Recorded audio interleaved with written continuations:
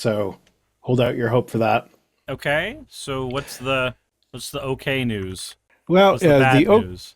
well, we're starting off on not bad. Well, I mean, it's bad, but it's negative, but it's like it's not like society ending negative. Start us off, sub boy. Start us off, Subboy. Okay, sure.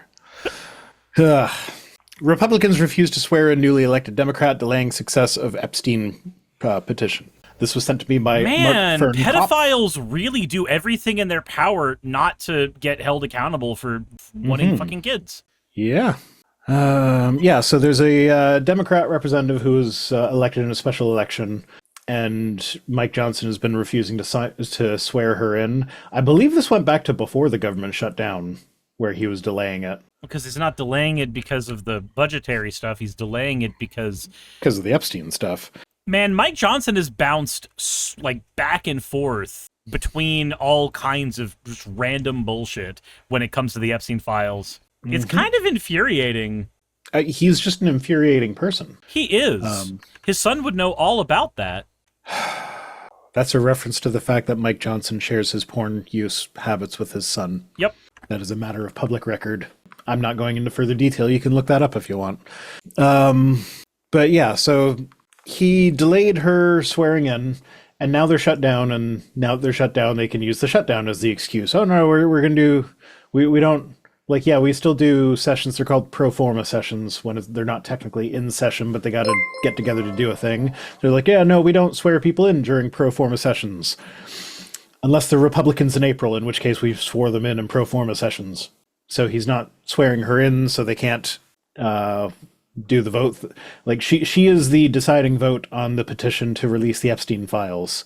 So anyone who does not want the Epstein files released is doing their best to make sure she doesn't get sworn in. Everybody who doesn't want the Epstein files released is a child predator. Yep. Or, at best case scenario, they are child predator enablers. I don't see the difference. Well, you're not actively predating the children, you're just protecting those who do. So you're not technically the child predator, you're just... I'm going to operate with as much nuance as the Republicans do from now on. Okay, sure. I can't argue with it then. With that amount of nuance applied, they are all child predators. Yep, every single one of them. Fantastic. Glad we had this talk. I mean, we're already terrorists anyway, so we may as well go full chest. At a certain point, you just lean in. Mm-hmm. What do you think about... Okay, so we're not covering this, but YouTube giving in to the Trump administration. I think it's dumb. I think it's cowardly and dumb, but their business. No, we all know that. I mean, like, do you think there are going to be implications for this for, like, our channels? Yes. Like, is this going to be a thing where, like, if we get political... Like, the watering hole could very easily get taken down. So I do believe that there is a chance that bad things can happen to both of our channels, with that being the case, because what has happened in the past when YouTube gets one of these legal battles that they lose is they end up remaking or redoing a bunch of their systems such that it ends up negatively affecting content creators in the future. That happened with Kappa. It happens every goddamn time. So, can I articulate exactly how we are going to get negatively affected? No. I don't know. I don't have that kind of clairvoyance. But is it reasonable to assume that we will, in fact, have some type of negative repercussion as a result of this? Absolutely. Absolutely. And the best way to insulate your favorite creators about this is not specific to me or Suris, this is anyone that does political content that is anti-Trump, the best way to insulate them against that is to support them on Patreon. Yep. And I know Patreon's got its issues, but like literally, like giving them money directly on a platform that they can provide you with content is the best way to do. And I like, this is not a call to action for me, although I'm, again, as we saw earlier, I'm not going to say no if you decide that I'm one that you find to be worth it, but like anyone that you think does important content, especially political content, now is a good time to consider Patreon for them. Pretty much, because, right, especially with Patreon, Patreon's been fucking stuff up too, but the thing with one-time donations, they're very, very nice, and I think every content creator appreciates them when they happen. I know I do. But because this is, for many of us, our full-time job, most of us will gladly take much smaller sums that are at least guaranteed monthly, because then we can work that stuff into our budgets, and it makes it way easier to plan. Yeah, I'm also. I actually just started probably next week we're going to start building in the garage to move my office out there. And instead of hiring a contractor, I'm just doing it with my dad. But it's still expensive. so it's risky, shall we say, performing an upgrade like that in these times. Yep. Like, that's a lot of money to spend if I just then have to go back to work at a quote-unquote real job. Oy. Rhino Rapscallion says, I would love to do Patreon, but I'm broke. That's why I have ads enabled on my phone. Yeah, no, absolutely. If money is tight for you, absolutely do not support anyone on Patreon. Correct. Like, take care of yourself first, always. Yeah, never, ever, ever. Because I've actually seen this happen, where somebody comes into some money, but they are not guaranteed to continue receiving money. And then they support a content creator that they like and give them a ton of money up front, and then do like a really high tier on Patreon. Again, like, all that ends up doing, if you cannot guarantee that you are going to be able to sustain yourself as well, is you set the expectation for the creator that their finances have changed when they really haven't. And on yourself, you've shot yourself in the foot financially. Don't do that.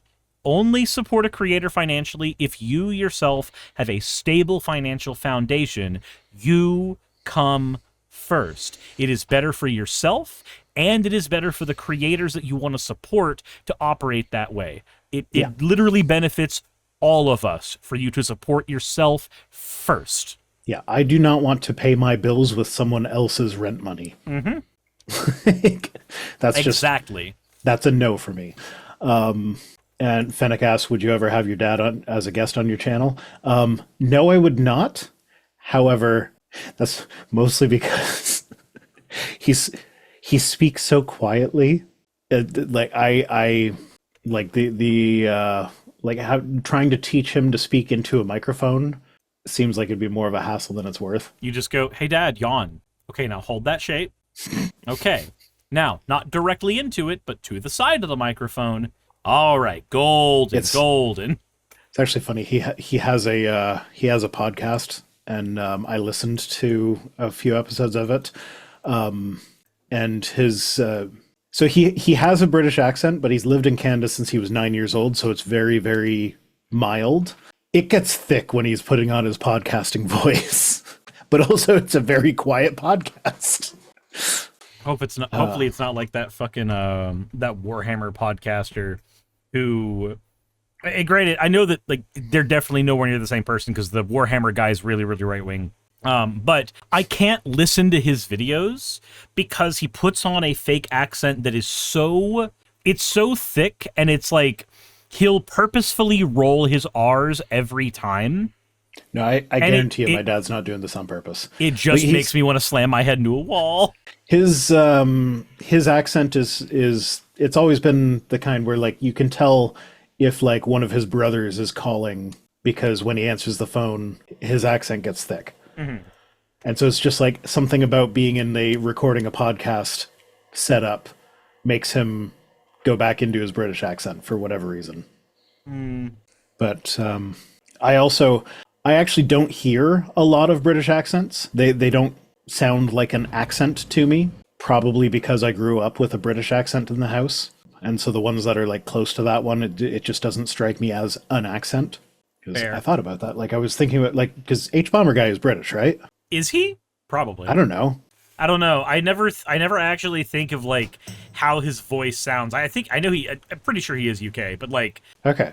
Because I'm just so used to his voice, it doesn't register to me. Because I don't know. I had a line of thought the other day that was like something along those lines. Like, wait a minute, does he have a British accent? I don't actually know. Like, I can picture what his voice sounds like, but like, I don't know that that's a British accent because it doesn't sound like an accent to me. Yeah, I think it is. He sounds like he would take over territories in the name of the Queen. Yeah, Does Rhino Street have the NPR voice? I assume that's supposed to be senior, not Rhino Street. Senior. Yeah. If he would speak louder, yes. But he's very quiet. He's so quiet. I don't call him, I text him because I can't hear him on the phone. You don't want to listen to him talking like this when he's talking with you? No, because I could hear you. Oh, wow. You actually can hear that. Yeah. Okay, that's... Yeah, Sell their houses to who, Ben? Fucking Aquaman! Sorry. Had to. I get it. It's a compunction or a compulsion. No. It's a compunction. You feel guilt when you don't do it. Indeed. Okay. So that's enough of this story. Yay! Moving on. Hey, thanks for making it to the end of the video. I really could not do any of this without all of you. Those of you watching, and especially those of you who support me on Patreon. I wanted to go ahead and take a minute to thank all of you who do that, because with YouTube being what it is these days, I really cannot do this full time without the support from each and every one of you. Those people would be Red Joker, Purple Poundini, Jemshin, Britzkrieg, Jupe the Malignant, Michael, Ravalern, Mabbity Babbity, Astral Frontier, Tales of Atonement, Nixie Chan, Kiri Artemis, Limor Pinku, Love Bunny Games, Victorian Alchemist, I'm not saying the last part of that, and you know that, Aurora, Leela Ururaka, Arcton Arclacier, Kiratorian, Dren Hadamata, Jordan M, John L, Lord Bleck, Smiling Game Master, and Fire Shard. Thank you so very much. But since you're here, why not go ahead and try watching another one? There should be one that's on the screen right now. And if you are a patron of mine, I wanted to go ahead and thank you again for all of your support. There is still a video you could press though, if you'd like. I would appreciate it. Just a little bit.